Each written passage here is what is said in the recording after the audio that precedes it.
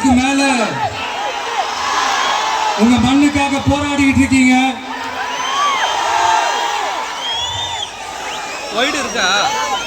உங்க போராட்டத்தை பத்தி ராகுல் ஒரு பையன், சின்ன பையன் பேசுனதை நான் கேட்டேன். அந்த குழந்தையோட பேச்சு மனசு ஏதோ செஞ்சிருச்சு. உடனே உங்க எல்லாரையும் பார்க்கணும்னு தோணுச்சு, உங்க எல்லாரையும் கூட பேசி ஆகணும்னு தோணுச்சு. உங்க எல்லாரும் கூட நான் நிப்பேன், நீ தொடர்ந்து நிப்பேன் சொல்லணும்னு தோணுச்சு.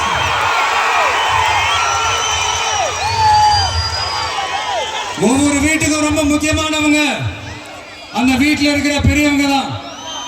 அதே மாதிரிதான் நம்ம நாட்டுக்கு ரொம்ப முக்கியமானவங்க உங்களை மாதிரி விவசாயிங்க தான். அதனால உங்களை மாதிரி விவசாயிகளோட காலடி மண்ணை தொட்டு கும்பிட்டுதான் என்னோட பயணத்தை தொடங்கணும்னு ஒரு முடிவோட தான் இருந்தேன். அதுக்கு சரியான இடம் இதுதான் எனக்கு தோணுச்சு.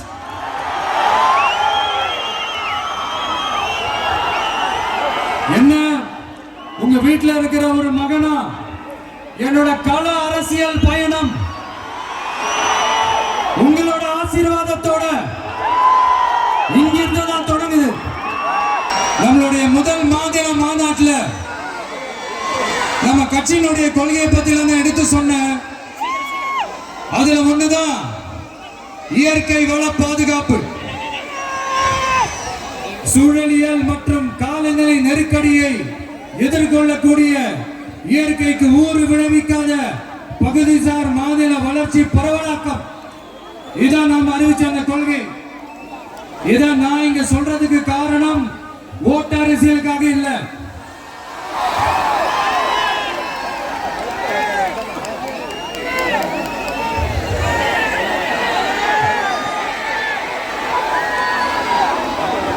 இன்னொரு தீர்மானம் அதே மாநில மாநாட்டில் நான் சொன்னேன். அது விவசாய நிலங்கள் பாதுகாப்பு கொள்கை தீர்மானம். அதுல காஞ்சிபுரம் மாவட்டம் பரந்தூரில்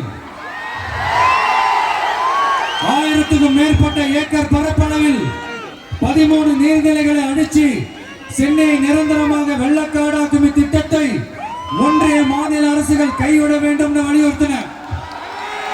அது மட்டுமில்லாம இந்த மண்ணுக்காகவும் மக்களுக்காகவும்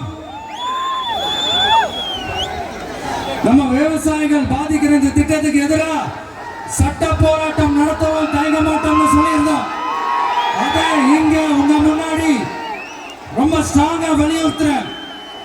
இந்த பிரச்சனையில நான் உங்களோட உறுதி அளிப்பேன்.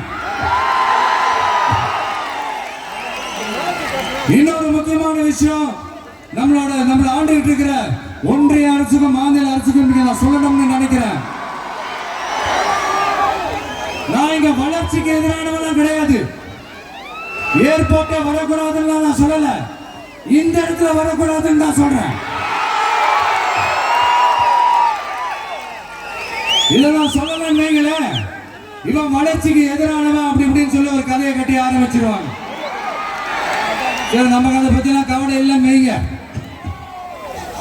எல்லாத்துக்கும் மேல இன்னைக்கு இந்த பூமியில வாழ்ற எல்லா உயிரினங்களோட இருப்பையும் புவி வெப்பமயமாதல் பயமுறுத்திட்டு இருக்கு.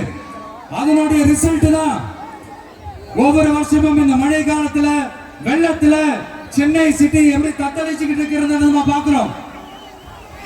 இப்ப ரீசன்ட் டைம்ல எடுத்த ஒரு அறிவியல் ஆய்வுல இப்படி ஒவ்வொரு வருஷம் சென்னையில வர ஃப்ளட்டுக்கு காரணமே இங்க இந்த சுற்று வட்டார பகுதியில் இருக்கிற சதுப்பு நிலங்களை நீர்நிலைகளை அழிச்சது தான் சொல்லுது. இப்படி ஒரு சூழல் இருக்கும் போது 90% ஆஃப் விவசாய நிலங்கள் 90% ஆஃப் நீர்நிலைகளை அழிச்சு இங்க இந்த பரந்தூர் விமான நிலையத்தை கொண்டு வரணும்னு எடுக்கிற அந்த முடிவை எந்த அரசா இருந்தாலும் அது மக்கள் விரோத அரசா தான் இருக்க முடியும்.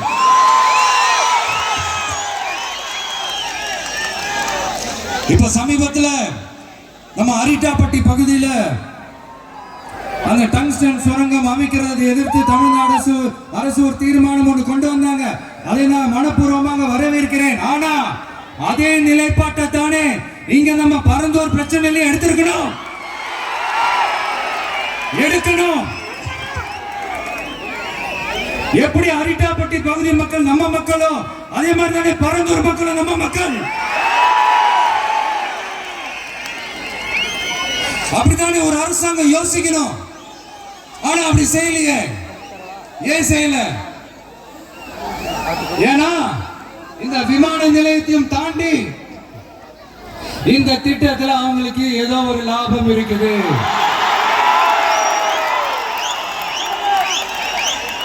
அதை நம்ம மக்கள் தெளிவா புரிஞ்சு வச்சிருக்கிறாங்க. நம்மளுடைய ஆட்சியாளர்களுக்கு ஒரு சில கேள்விகள். நீங்க எதிர்கட்சியா இருக்கும் போது 8 வழிச்சாலையை எதிர்த்தீங்க, அந்த காட்டுப்பள்ளி துறைமுகத்தை எடுத்தீங்க. அதே தானே இங்கேயும், அதே நிலைப்பாடு தானே இங்கே எடுக்கணும். எதிர்கட்சியா இருக்கும் போது விவசாயிகளுக்கு ஆதரவு, ஆளுங்கட்சியா இருக்கும் போது விவசாயிகளுக்கு எதிர்ப்பா? எனக்கு புரியலையே.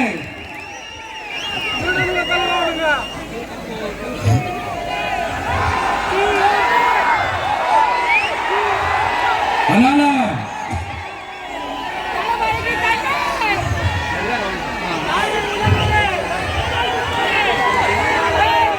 இனிமேலும் சொல்றேன், உங்க நாடகத்தெல்லாம் பார்த்துக்கிட்டு மக்கள் சும்மா இருக்க மாட்டாங்க. நீங்க உங்களோட வசதிக்காக அவங்களோட நிக்கிறதும், அவங்களோட நிக்காம இருக்கிறதும், நாடகம் ஆடுறதும், நாடகம் ஆடாம இருக்கிறதும், அது சரி. நம்புற மாதிரியே நாடகம் ஆடுறதுல தான் நீங்க கில்லாடிகளாச்சு. அதே மீறி நம்ம விவசாயிங்க உங்க போராட்டத்துக்கு எதிராக போராடினாங்கன்னா பிரச்சனை தான். அதனால இனிமேல் உங்க நாடகத்தை பார்த்துக்கிட்டு மக்கள் சும்மா இருக்க மாட்டாங்க. உங்களோட இந்த விமான நிலையத்துக்காக நீங்க ஆய்வு செஞ்ச இடத்தை மறு ஆய்வு செய்யணும்னு ஒன்றிய அரசுக்கும் மாநில அரசுக்கும் நான் கேட்டுக்கிறேன்.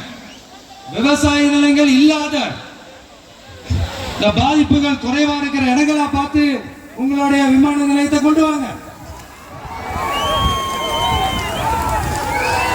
வளர்ச்சி தான் மக்களின் முன்னேற்றம். ஆனா அந்த வளர்ச்சின்ற பேர்ல நடக்கிற அழிவு மக்களை ரொம்பவே பாதிக்கும்.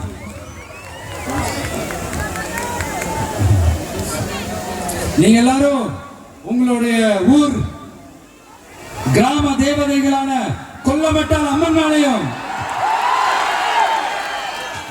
எல்லை அம்மன் மேலையும் ரொம்பவே நம்பிக்கை வச்சிருக்கீங்கன்றது எனக்கு தெரிஞ்சது. அந்த நம்பிக்கையை இழந்துடாதீங்க. உங்களுக்காகவும் உங்க ஊருக்காகவும் இனி உங்க வீட்டு பிள்ளையான நாடும் தமிழக வெற்றி கழகத்தோட தோழர்களும் சட்டத்துக்கு முற்பட்டு எல்லா வழிகளிலும் உங்களோட உறுதி அளிப்பேன். உங்களோட ஊருக்குள்ள ஏகனாபுரம் ஊருக்குள்ள வந்து அந்த திடல்ல தான் உங்க எல்லாரையும் மீட் பண்ணணும்னு நினைச்சேன். ஆனா எனக்கு பர்மிஷன் கிடைக்கல. இங்கதான் பர்மிஷன் கொடுத்தாங்க. நான் ஏன் ஊருக்குள்ள வரணும் தடைன்னு எனக்கு தெரியல. இப்படிதான் கொஞ்ச நாளைக்கு முன்னாடி நம்ம புள்ளிங்க ஒரு நோட்டீஸ் கொடுத்ததுக்கு தடை விதிச்சாங்க. ஒரு துண்டு சீட்டு நம்ம பிள்ளைங்க கொடுத்ததுக்கு. அது ஏன்னு எனக்கு புரியல. அதனால கான்பிடண்டா இருங்க, நல்லதே நடக்கும், வெற்றி நிச்சயம். மீண்டும் சந்திக்கும் வரை நன்றி, வணக்கம்.